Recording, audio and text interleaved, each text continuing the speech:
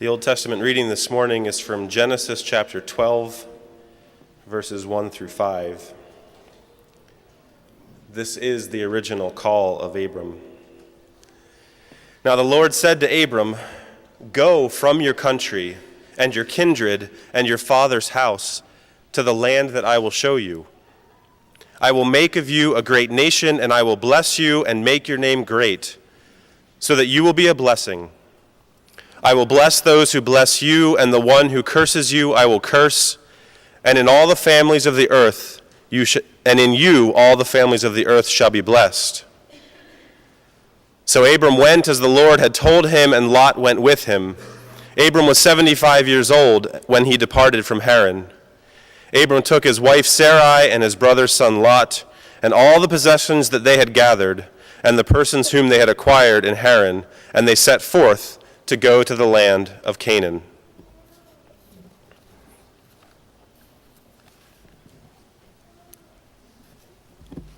Get this one up.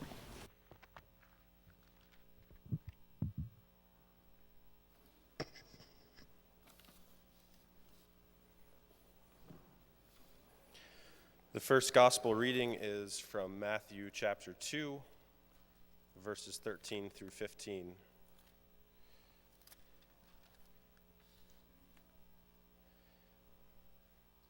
This is just after Jesus has been born,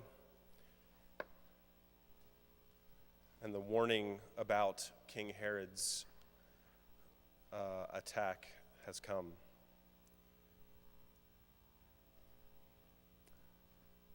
An angel of the Lord appeared to Joseph in a dream and said, "Get up, take the child and his mother and flee to Egypt and remain there until I tell you, for Herod is about to search for the child to destroy him." Then Joseph got up, took the child and his mother by night and went to Egypt and remained there until the death of Herod. This was to fulfill what had been spoken by the Lord through the prophet, "Out of Egypt I have called my son." The second gospel reading is from chapter 25 in Matthew, verses 31 through 40. Matthew 25, 31 through 40. "Now when the Son of Man comes in his glory and all the angels with him, then he will sit on the throne of his glory. All the nations will be gathered before him, and he will separate people one from another, as a shepherd separates the sheep from the goats. And he will put the sheep at his right hand and the goats at his left. Then the king will say to those at his right hand, 'Come, you that are blessed by my Father, inherit the kingdom prepared for you from the foundation of the world. For I was hungry, and you gave me food. I was thirsty, and you gave me something to drink. I was a stranger, and you welcomed me. I was naked, and you gave me clothing. I was sick, and you took care of me. I was in prison, and you visited me.' Then the righteous will answer him, 'Lord, when was it that we saw you hungry and gave you food, or thirsty and gave you something to drink? And when was it that we saw you a stranger and welcomed you, or naked and gave you clothing? And when was it that we saw you sick or in prison and visited you?' The king will answer them, 'Truly I tell you, just as you did it to one of the least of these who are members of my family, you did it to me.'" The word of God for the people of God. Thanks be to God.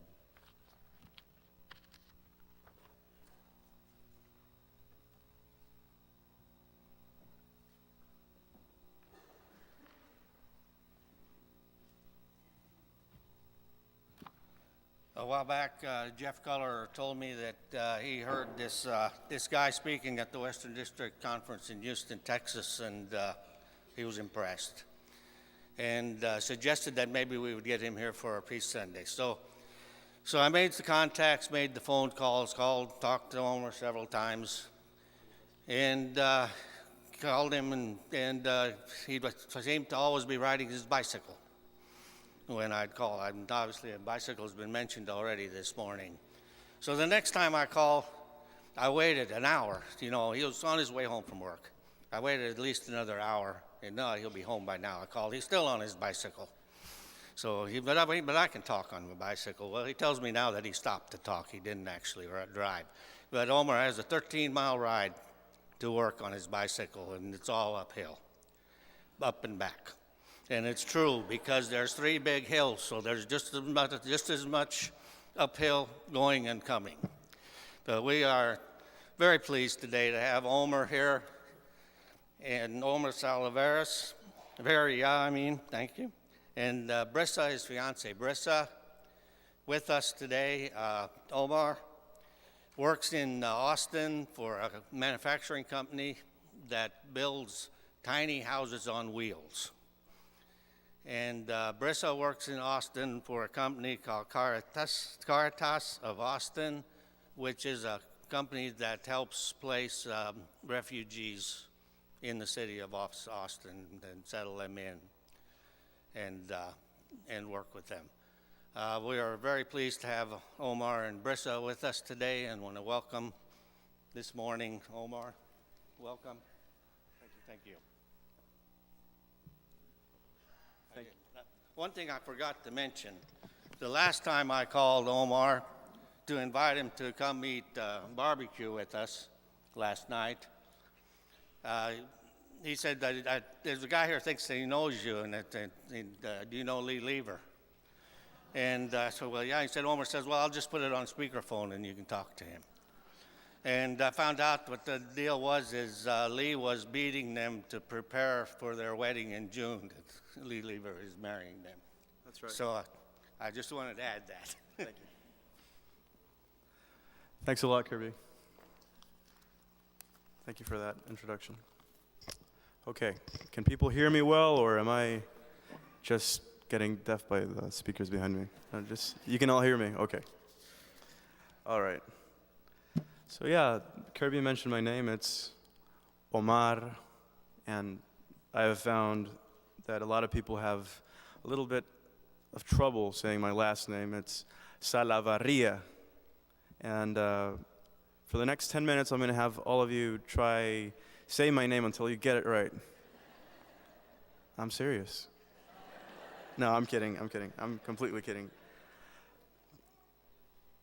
So I come from Austin. I go to the Austin Mennonite Church there, where Lee Lever is the pastor.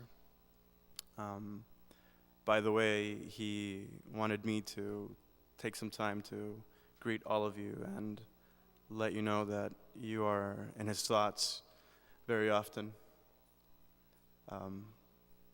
He also wanted me to give thanks to you for all the gestures of kindness that you have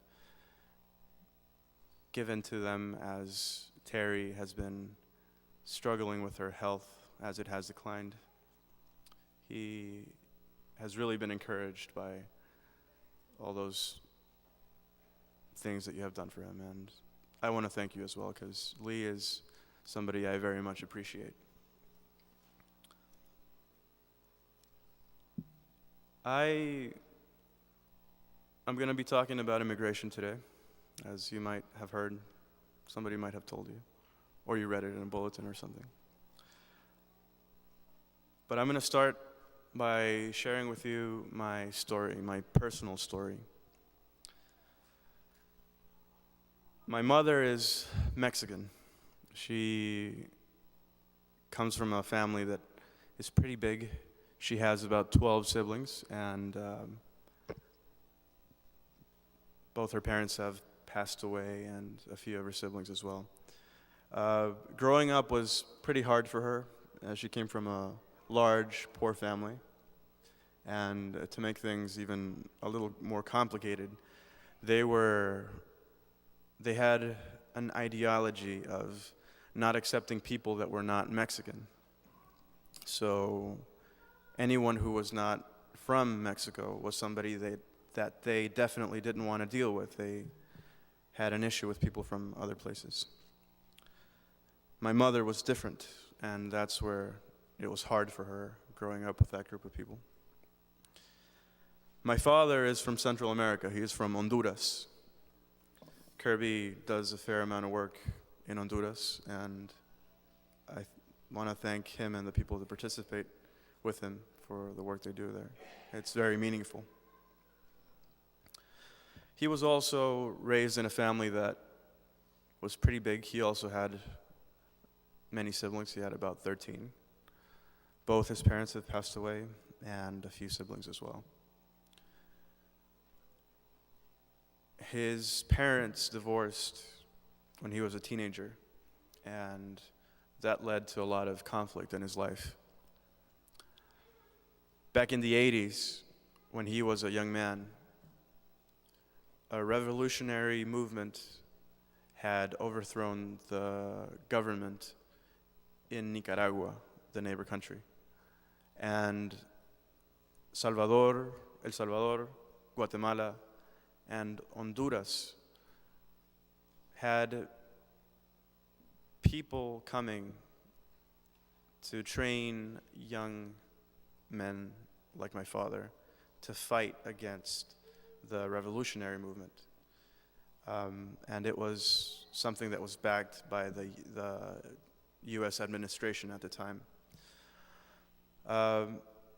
My father decided he did not want to fight in a war ever at a pretty young age, but he refused all the more when he found out that the U.S. had something to do with this war he might participate in.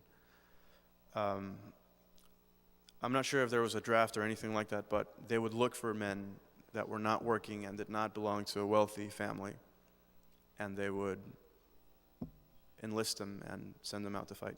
So he had to figure something out to not be sent, because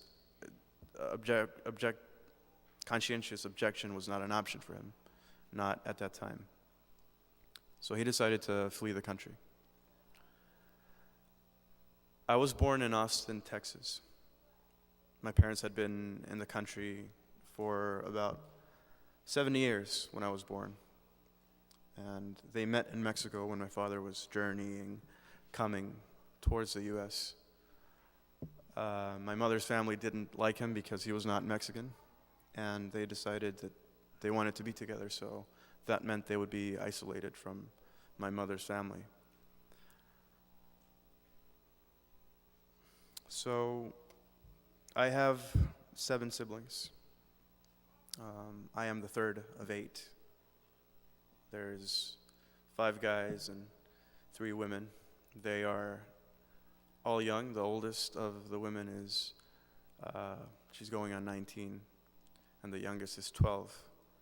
But the way they behave, the things they have gone through, their daily life has already made them into women because they have no other option.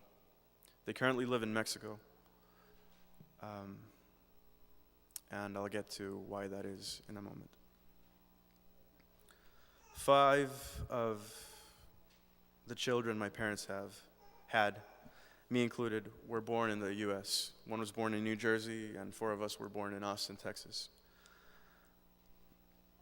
I remember growing up, some of the struggles my family had, my parents in particular.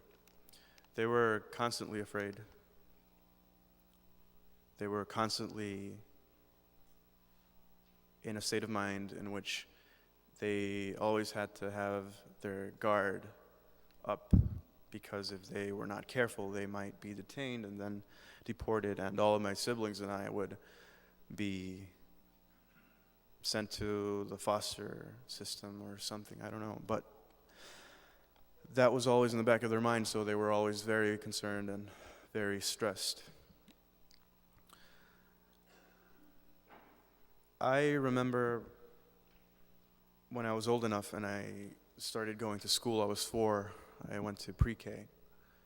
I remember that sometimes they would have the police or the firefighters come to school to teach us about safety and have a little bit of a chat with us about what they do. And I grew up in a household in which police was bad news. So I remember hearing kids in the classroom and the teachers talking about the police as these good people that can save you and help you if you're ever in trouble.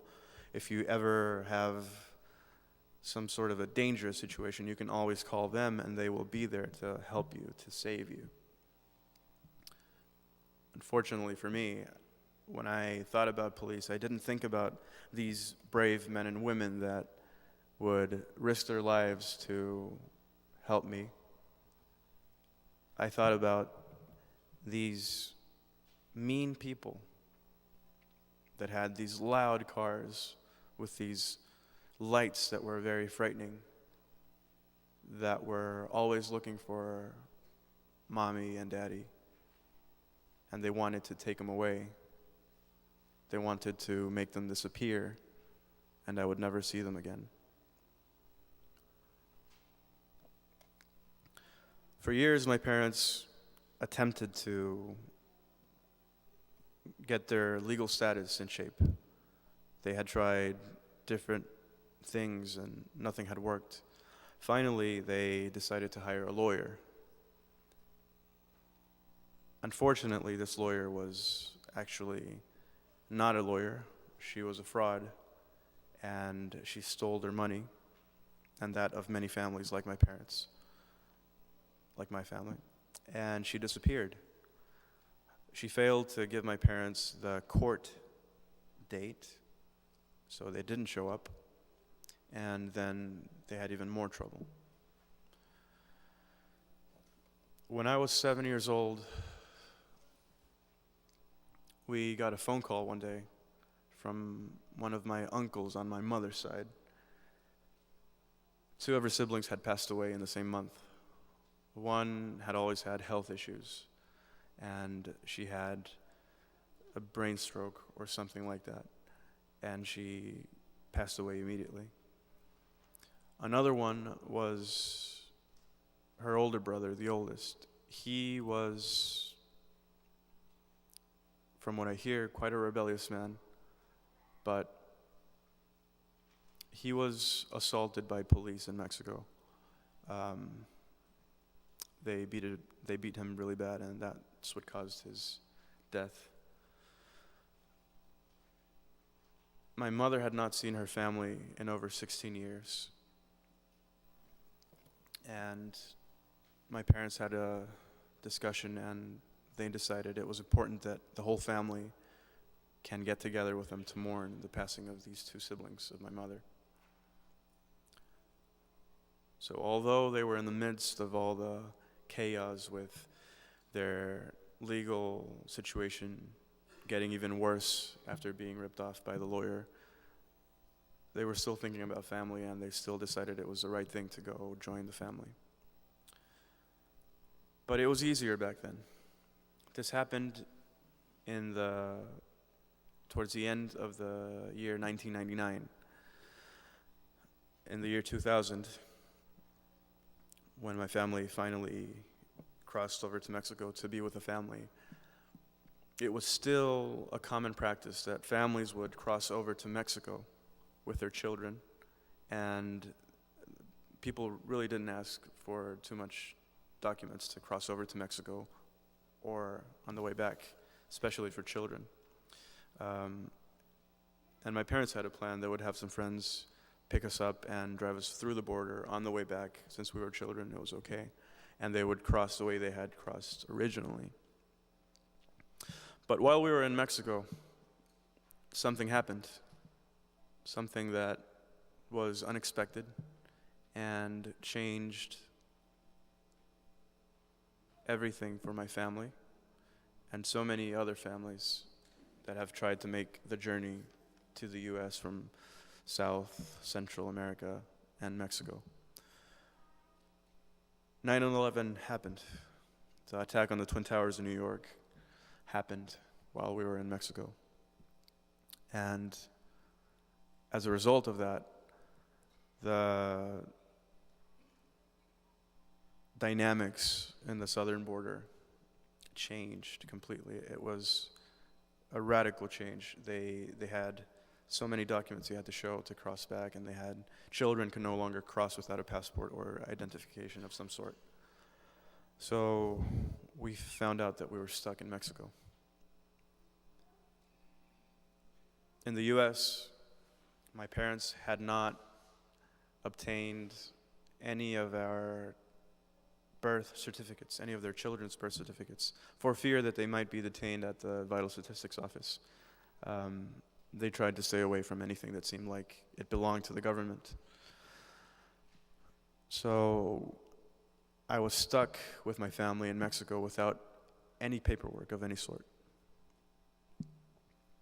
Now, the way it works in Mexico, at least, is if your children are born abroad but you're a Mexican, you can get your children to apply for born abroad Mexican citizenship, something similar to what you can do here in the US.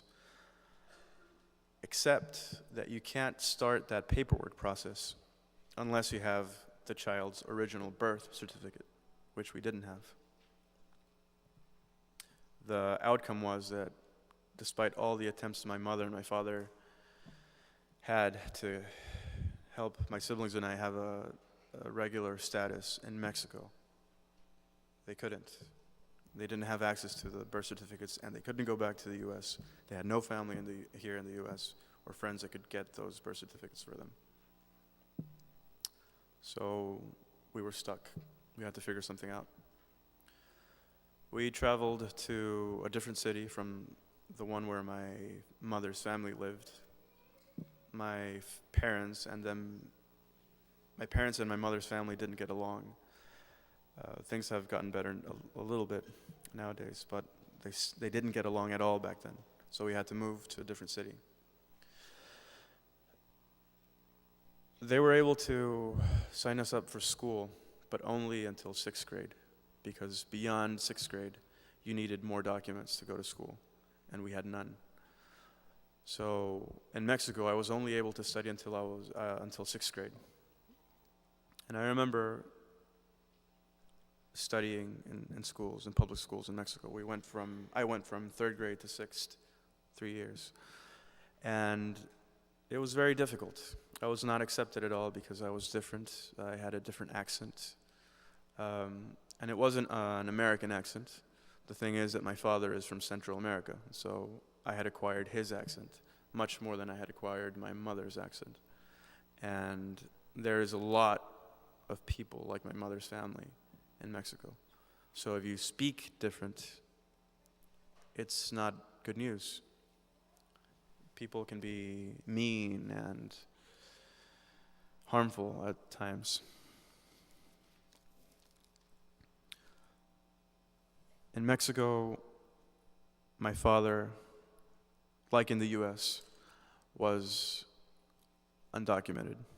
He was from Honduras, and he was not able to get his paperwork in Mexico to live there legally unless he was working with a company that would sign a paper that said, yes, we will vouch for him.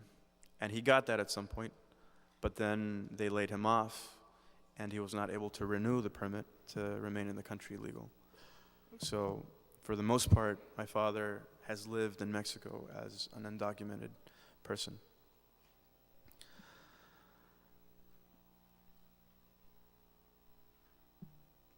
So after living in this different city for about 4 years, things get really, really hard for us. We were in a town that had about 100,000 inhabitants, but it was fairly rural, and they didn't really see a lot of people from anywhere else other than the town. So we always had a hard time with kids in school, neighbors, people at stores, people at restaurants. We always had to be mindful about the way we spoke.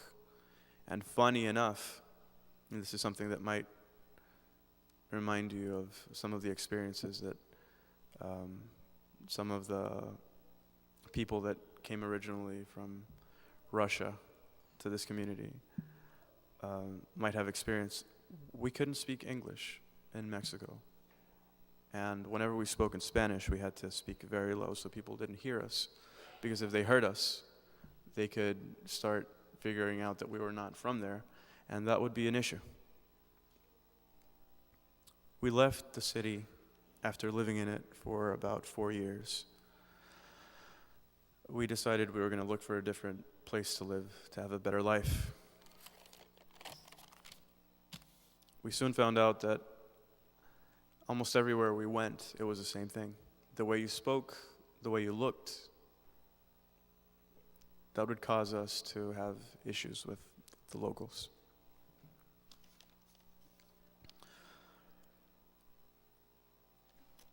After I graduated from elementary school, I could not enter secondary school because of the lack of documents. And that was something that also happened when I looked for work when I was old enough. No one could hire me legally because I did not have the right documents. My family ended up traveling around the whole country of Mexico, going from place to place, trying to look for a better situation. The thing was, too, that when we started traveling, we started staying in hotels, and we were a big group, and none of my siblings or I went to school, so that would alarm people very much, and some would call immigration on us, or the police on us, and we had to escape. So we were on the run constantly. Finally, my father decided that we couldn't go back to the US, we couldn't stay in Mexico, we should go to his country. So we started calling his sisters to find out how realistic that possibility would be. And they kept warning us, do not. The country is seeking refuge in different churches. And like the story I shared with the children in the morning, we had to knock too many doors to finally have somebody give us a small spot in the back of a church. I think one thing that was really surprising to me was to learn how somebody can be so rejected from almost everybody, but then even Christian groups. I think we knocked on about 20 different doors before we were finally accepted somewhere. Different denominations, different sizes, but all Christian, all claim to believe in Jesus as their Savior, and all claim to be followers of Jesus. When we were trying to figure out what we were going to do in that city after we sought for refuge in that church, we still were planning to go to my father's country. And while we were doing that, while we were raising money, there was a military coup, and they overthrew the president, and there was martial law, and it was chaos. So it just sunk in. We couldn't do it. We were not going to. Those were really hard months after that. Our hopes had gone down. We didn't know what to do. We had resigned. For a good year, we didn't really plan anything. We were just surviving. This whole time, my father had found different odd jobs where people knew he was undocumented, but they would still risk it because it's illegal in Mexico to hire somebody that's not a citizen or has a permit to work in the country. But some people risked it and hired him for odd jobs, and that's how we managed to keep afloat. After a couple of years of living in that situation, I decided it was time for me to do something about my paperwork, and I decided to acquire my own U.S. passport through whatever means I had to. So the first step was to figure out where a U.S. embassy was. And the nearest was about a 24-hour drive away from where I was. So with whatever little money I had, I got on a bus. No food or anything, just myself and the bus ticket. Rode for 24 hours until I got to Cancun in Mexico. So I was there holding on to threads, fighting for my life, trying to look for a different situation, and I think that it was very ironic that I was going to a touristical site to do that. I think the first night I ended up staying in the beach, and many nights went by like that. Finally, I was able to speak to a person that was an American and was vacationing there. And he gave me a little bit of insight on how to get a passport. He told me to look the website up and take it from there. And I was embarrassed, so I didn't tell him that I didn't know how to read or write. I was 19. I knew how to read and write in Spanish. I had forgotten how to do that in English. So for the next 8 to 9 months, I took it upon myself to learn how to read and write. I purchased English Larousse dictionary, an English and Spanish dictionary, a couple of science fiction novels, and a bunch of comics. So I read through those, and I started learning what the words were and how to read them, how to use them, how to write them, until I got to the place where I understood what was on the website to get the passport. But then I found out that there was no possible way for me to get that passport without a lawyer's help, since so many things were involved. I was not in the U.S. I had never gotten a birth certificate. I was considered an adult, but my parents didn't back me up. They couldn't. So many things like that made it so hard for me to get a passport on my own, unless I had a lawyer. But a lawyer that would take an immigration case like this would charge between, at the time at least, $8,000 and $15,000 to help out with a case like that, especially since they were doing it from different locations. Maybe somebody in New York, and I would still be in Cancun or something like that. I had no money, so the lawyer was out of the question. I eventually learned that there were some loopholes in the system and took advantage of those and finally got my passport. I still remember the day. It was June 13th of 2013. That's when I finally got a plane ticket and was back in the U.S. after 13 and a half years of living in Mexico as a undocumented person that was pursued in many ways by different people that were, from my perspective, trying to harm me and my family. The whole time in Mexico, I thought it would all be better once I got back to the States. I would finally feel at home when I got back.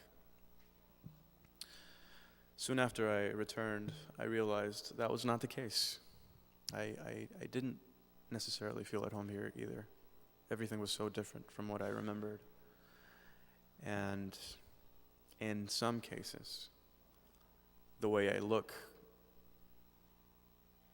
even the way I speak, the shade of color of my skin didn't really help. And some people took it upon themselves to remind me of that. When I got back to the U.S., I started working in California with a friend. I was basically a foreman for a landscape project. And they hired only undocumented immigrants to do the labor. And I worked with them side by side for about 3 months. And in those 3 months,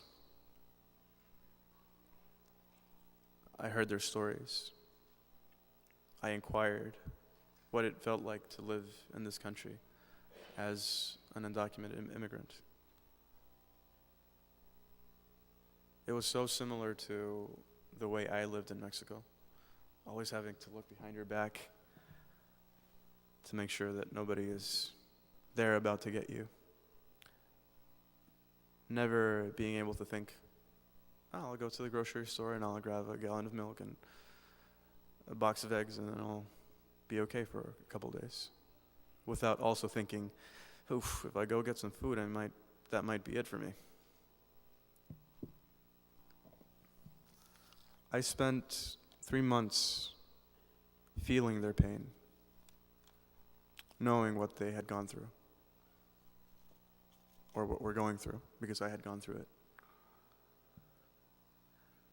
And it was hard for me to realize that the country I wanted to get back to so bad was very similar to what, or said differently, somebody from my background would have similar experiences in Mexico or the US. I am a US citizen, so I have my passport now, and I have my driver's license and all of that good stuff. But even though at random times I've been asked to show that, just so that they can make sure that I'm not making up the story.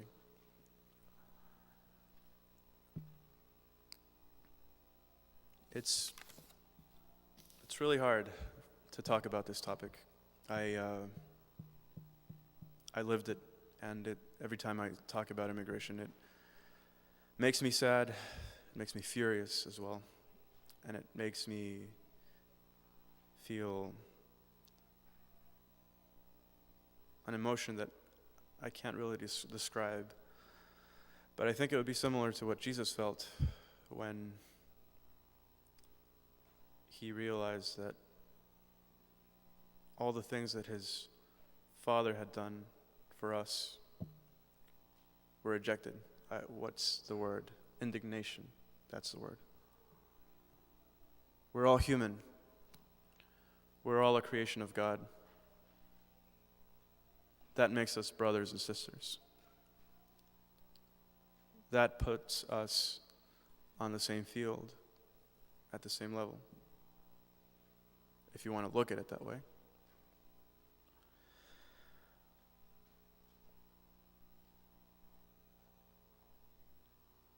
I want to mention 3 things about immigration that I think are true about the current situation.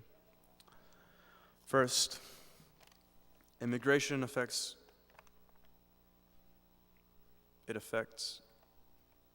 all of us, one way or another. Some of the food in the grocery stores would not necessarily be there right now if not for people that labored under conditions like the ones I'm talking about. So there are economical impacts, and there are social dynamics as well. I have heard very young children during conversations talk about Mexicans as dirty people. So that kind of makes me understand what their parents also think. But I've also heard very young children, 3, 4 years old, say, well, I don't get it. They're like you and me. They all have mouths and eyes. They get hungry. They get tired. They get sick. They get happy. They get sad. So why are they less? Or why are they treated as less? The second thing I want to mention is that everyone can make a difference. It doesn't take a knowledgeable person or somebody that actually went through it or somebody that has the right answers at the right time. It doesn't even take anybody or someone that knows anything about the topic. But it does take for someone to gain interest, to educate oneself about the topic and others when necessary. It takes love. It takes commitment. It takes a heart.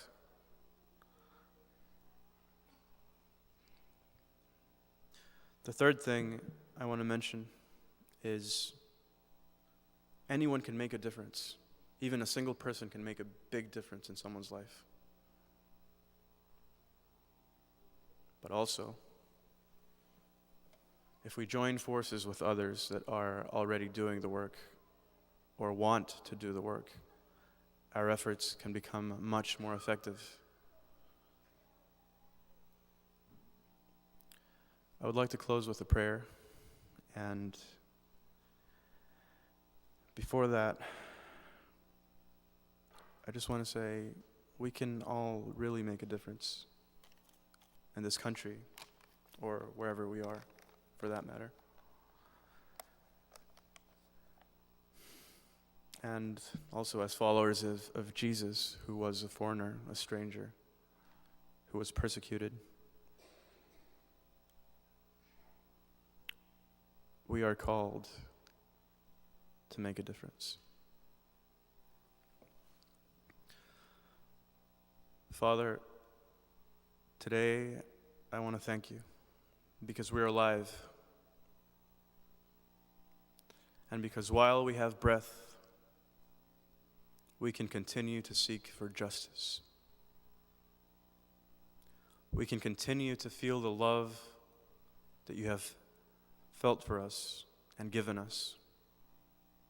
And we can continue to use that love to do good in this world. And I pray that you give us all the love and the strength that it takes to stand up for those who are not as strong as us. Strength can be so many things, but whatever it is, one way or another, you are the one who gives it to us. So we pray that you give us wisdom and strength to follow you, to seek for justice and restoration and reconciliation. In Jesus Christ's name, I pray. Amen.